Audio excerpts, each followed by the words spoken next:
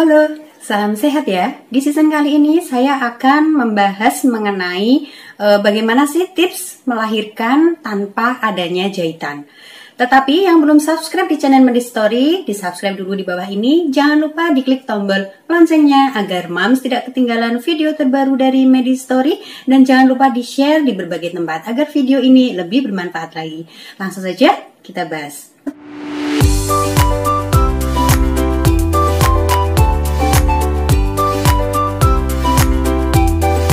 Setiap orang melahirkan itu biasanya memang ada yang dilakukannya namanya proses episiotomi atau melebarkan jalan lahir agar kepala bayi bisa mudah untuk keluar. Melahirkan normal tanpa adanya jahitan ya akibat bekas robekan itu bukan hal yang tidak mustahil ya Mams. Jahitan itu dilakukan bila mana terjadi robekan akibat ruptur ya yang terjadi ketika bayi itu keluar. Mungkin dikarenakan faktor bayi yang besar ya, mungkin ini adalah hamil pertama dan posisi melahirkan yang kurang tepat ya. Sebenarnya Mams tidak perlu khawatir ya bila mana perlunya dilakukan episiotomi yang menyebabkan robekan pada perineum. Nah, kenapa? Kalau misalkan robek itu disebabkan dari episiotomi, itu nanti robeknya akan terarah dan akan dilakukan penjahitan pun juga lebih rapi. Bagaimana nanti kalau misalkan dijahit ketika BAB-nya gimana ya, pipisnya bagaimana, nyeri ya, tidak nyaman. Nah, hal itu ya yang memicu ibu yang melakukan persalinan normal itu merasa lebih khawatir ya bila mana ada robekan yang harus dilakukan penjahitan pada daerah perineum. Kali ini saya akan memberikan tips kepada Mams semua yang menjelang persalinan ya mengenai melahirkan tanpa adanya jahitan.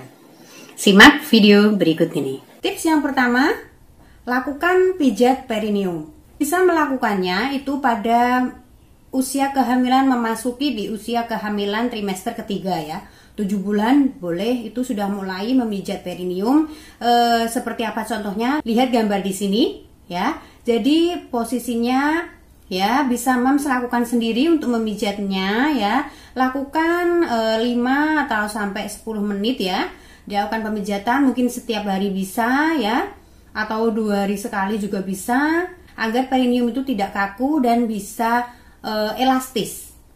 Maka kalau perineum itu elastis nanti akan melenturkan jalan lahir. Jadi kepala bayi itu akan mudah untuk keluar. Pemijatan ini Mams bisa menggunakan minyak zaitun ya atau minyak kelapa juga boleh. Caranya Mams bisa memasukkan ya ibu jari ke lubang vagina sepanjang 3-4 cm, tekan ke arah anus seperti gambar berikut ini ya. Biasanya kalau Mams belum pernah ya, pertama-tama akan merasakan sensasi yang panas ya, agak nggak nyaman gitu. Bila masih pertama-tama lakukan 1 menit ya, kemudian beristirahat lagi, kemudian kalau udah mulai nyaman dilakukan lagi. Yang kedua, melahirkan dengan posisi yang tepat. Ya, jadi Mams jangan berasumsi kalau melahirkan itu dengan posisi selalu mengangkang ya atau posisi litotomi. Tidak semua orang melahirkan dengan posisi tersebut. Jadi Mams ketika di tempat persalinan ya bisa meminta kok kepada penolong persalinan, Bu bidan atau dok, saya ingin melahirkan dengan posisi jongkok, posisi miring. Itu nanti akan dipersilakan oleh penolong persalinan Mams. Jadi tidak harus posisi mengangkang ya. Karena posisi yang tepat itu sangat penting untuk mempengaruhi agar tidak terjadinya robekan pada jalan lahir atau robekan pada perineum. Yang ketiga, jangan mengangkat panggul ketika mau mengejan. Sebelum mengejan itu pastinya ada kontraksi ya. Jadi kontraksi pada rahim itu semakin kuat ya, sehingga ada keinginan Mams untuk mengejan. Nah, ketika tarik nafas panjang dan mengejan itu jangan sampai Mams mengangkat pantat atau mengangkat panggul, itu tidak diperbolehkan ya. Jadi tahan ya. Asumsi emosional ibu melahirkan itu memang tidak stabil, tapi hal ini sangat mempengaruhi sekali untuk mencegah terjadinya ruptur yang tidak beraturan.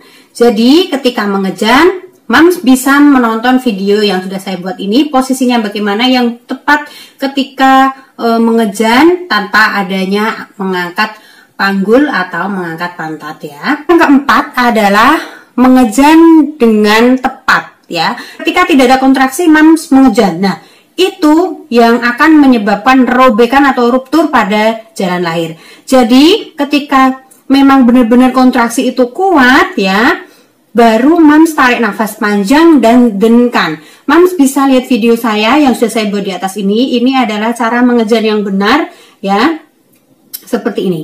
Pelajari dan aplikasikan, pasti mams tidak akan mengalami robekan pada jalan lahir ketika proses persalinan. Kemudian yang kelima adalah cara yang kelima, mams bisa melakukan senam hamil ya selama kehamilan ya, yoga ya.